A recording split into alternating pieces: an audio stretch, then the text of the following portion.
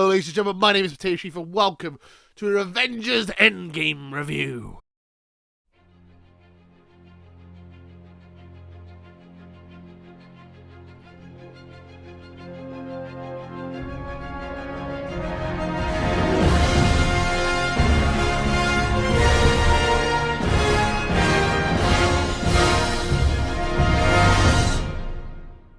No spoilers for the first 2 or 3 minutes. I will let you know when I'm going to be talking spoilers.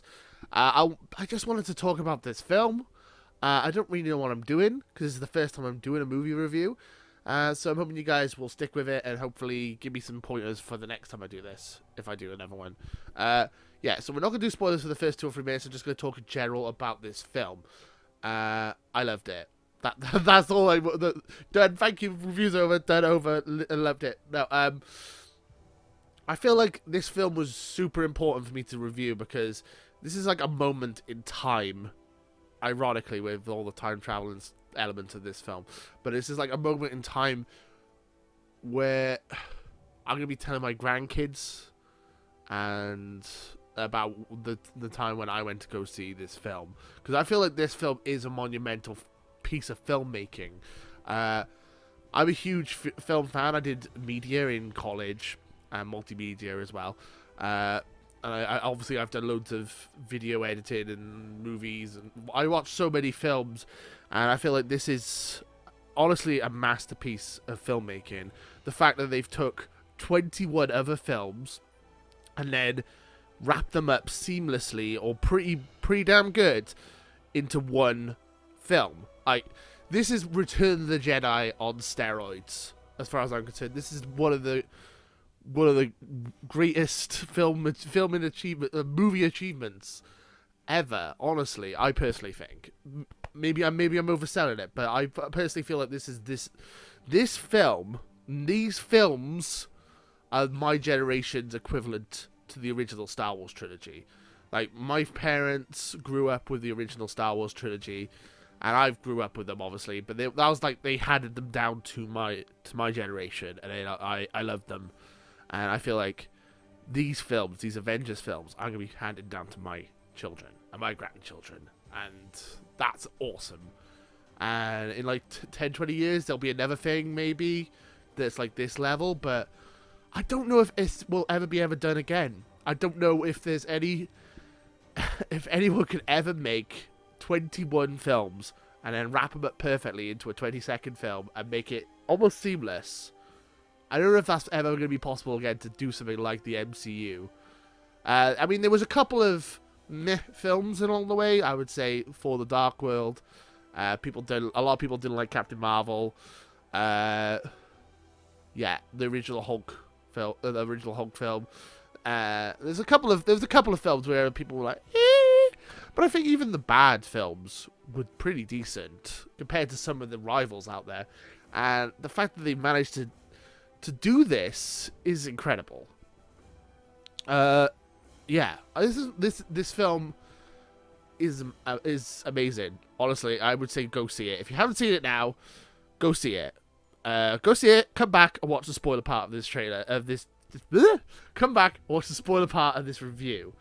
I'm just gonna ramble and gush about how great I think this film is for about 10 minutes, and I hope you guys are gonna stay with me. Yeah, so let's just get into spoilers. Spoilers! Boop, boop, boop. Do something, edit something in here about spoilers.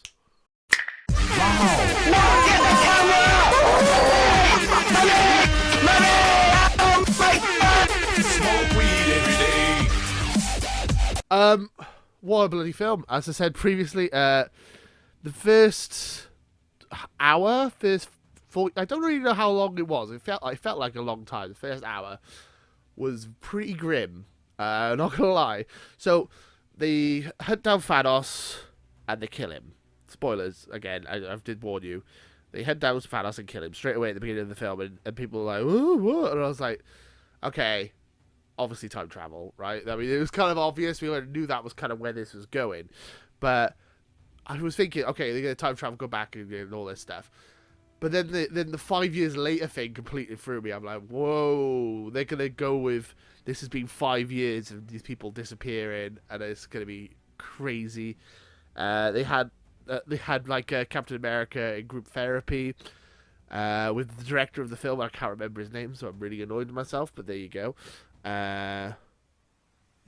Anyway, so yeah, they're like he's having group therapy lessons, and Ant-Man finally escapes the quantum realm after 5 years, and finds out that he was one of the missing, even though he wasn't. It was really emotional stuff at the beginning of the film, like him seeing his daughter after 5 years. Oh, Hawkeye losing his family in the first 2 minutes of the film, like that was kind of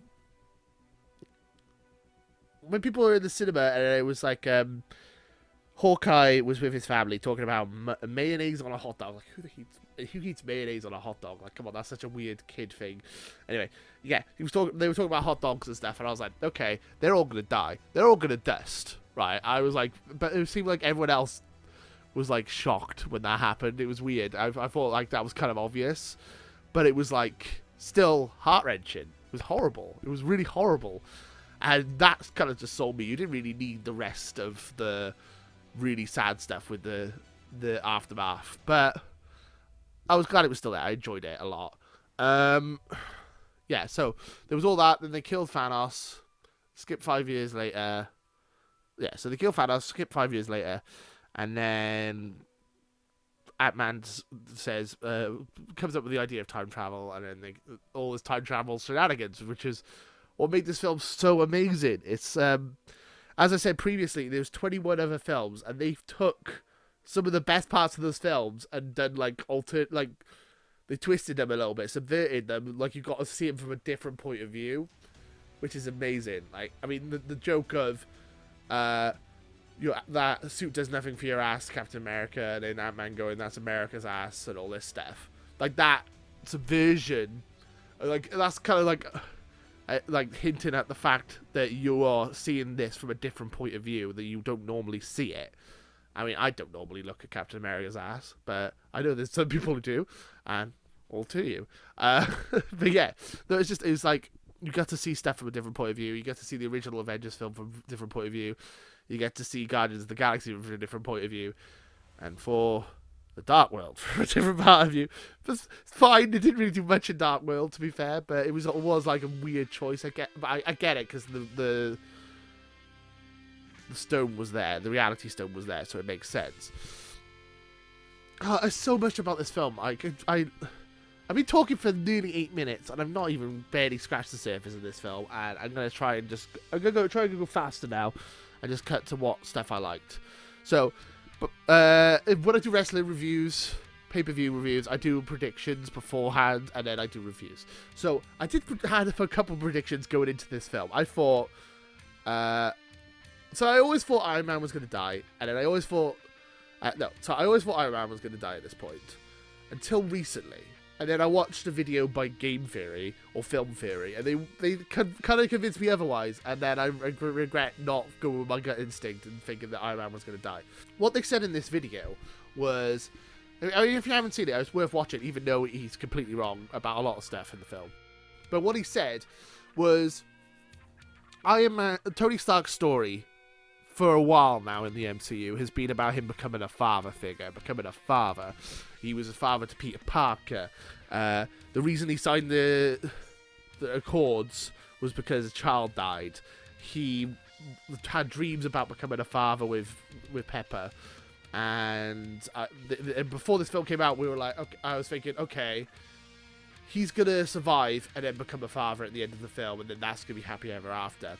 Well, actually, with the time skip, they just had him be a father for 5 years, and they had him talk to his father about becoming a father, which was a weird moment, but it was good.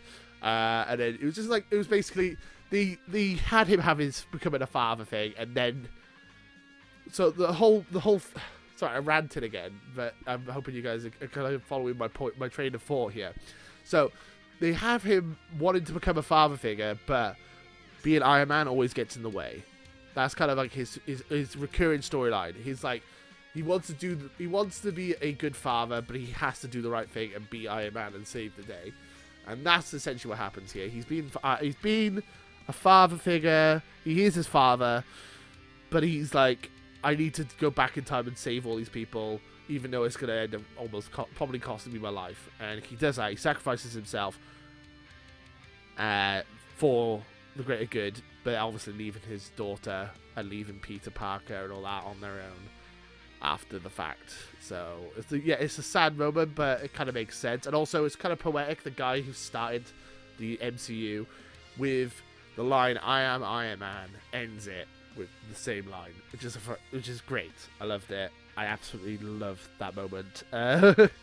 Sorry, I'm just rambling here. And then, I've never been a huge Captain America fan, but there was so many good Captain America stuff in this film. Oh my god, so much good Captain America stuff. Yeah, Captain America is Captain America, and he knocked down the 2012 Captain America, and he goes, "I can do this all day."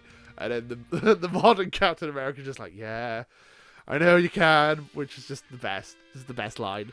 And obviously that's America's ass, which is funny. And then him lifting up Mjolnir, Thor's hammer. He lifted him using Thor's hammer, using Mjolnir. Fucking hell. Using it, wielding it because he is worthy. It was a great moment as well. And then obviously they've been building it up since the first Captain America film. He wanted to dance with Peggy. He wanted his life with Peggy. And as soon as they introduced the time traveling stuff and the fact that he could go back to any time and just live his life, I knew that was where they were going to go. He had to end up with Peggy. It was just had to happen, and it was a satisfying ending to the film. It was beautiful. It was amazing, and yeah, I mean, it was good. They've been building up the Peggy thing since like the original Captain America film, and they paid it off really well. It was really well written, really well executed, and I didn't expect it until going into the film when they started doing time travel and he saw Peggy. I was like, oh, okay, he's gonna go live back in the past. I also like the fact that that they have their own rules of time travel. They went with what they feel is accurate with quantum mechanics, with splitting paths and stuff like that. So they like go Back to the Future is a load of crap. Even though I love Back to the Future, I did find that funny, and it was cool that they had that. I love time travel shenanigans, but I like the fact that them going back in time didn't screw up the present. So I mean, it would kind of, but then if they returned to the exact same point, then it wouldn't. It would still be the same timeline. So yeah, it makes sense, sort of. I'm rambling. I don't even mention half the stuff in this film. This film is so long and so many great moments. Like Peter Quill seeing the old Gamora and then the old Gamora kicking him in the nuts. Thor joining the Asgardians of the Galaxy. Oh, so many good stuff. I loved it. Absolutely loved this film. And if you've not seen it, why have you sat through all the spoiler stuff? But if you've not seen it, go see it. If you've seen it, go see it again, because I'm going to go see it again. I'm sure I'm going to see it again, probably like 4 or 5 times. I'm a huge Marvel, like, cinematic universe fan. I'm not really a huge fan of the comic books, but I'm a fan of the MCU, and I own them all on Blu-ray, and I'm going to buy this one on Blu-ray, and I'm going to probably watch them all through a couple of times, because I just love them. Like, I haven't even talked about half the stuff. Like, Jesus, there's so much stuff. Like, Sam's the new Captain America. Iron Man's dead. Hulk and Bruce Banner are the same character now. They combined to kind of like Grey Hulk. And falls off the Guardians of the Galaxy. There's all that. So basically, the original Avengers, their storylines are all wrapped up. So that's cool. We're gonna have the new cast. I'm kind of good. Like, I mean, as much as I'm a massive fan of the MCU, this feels final to me. This feels like if they don't make any more Avengers, if they don't make any more Marvel films, I'm happy. I'm satisfied. I don't really need anything else. I'm good. I don't know about everyone else, but I feel like that. I mean, Do I want to see a Captain America film with Sam and Bucky working together? Sure, that might be fun. Do I want to see a Black Panther 2? Probably. Spider-Man, yeah. Guardians of the Galaxy 3 is probably the top of my priorities, especially if Thor's in it. That's going to be amazing. It's just like... It's so... I don't know. I'm happy with how this is. This feels like... It feels final, right? I feel like this is the end of...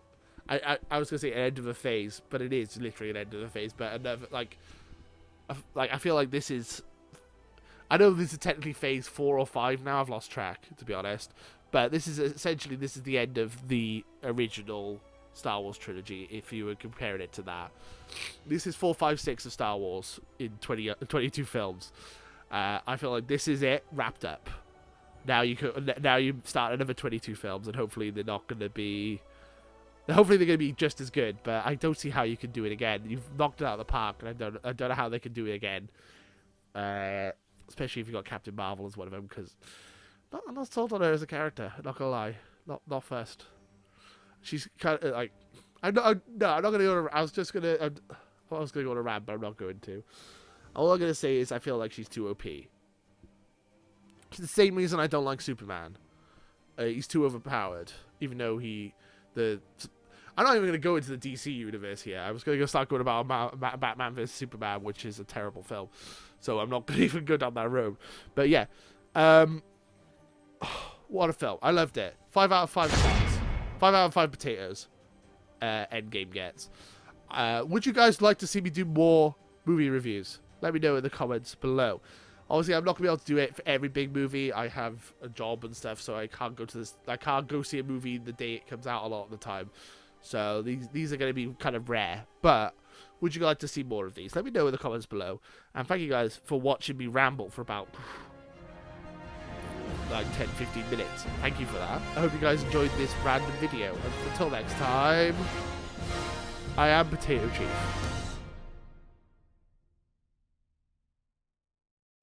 Join Potato Club today and too sweet that subscribe button.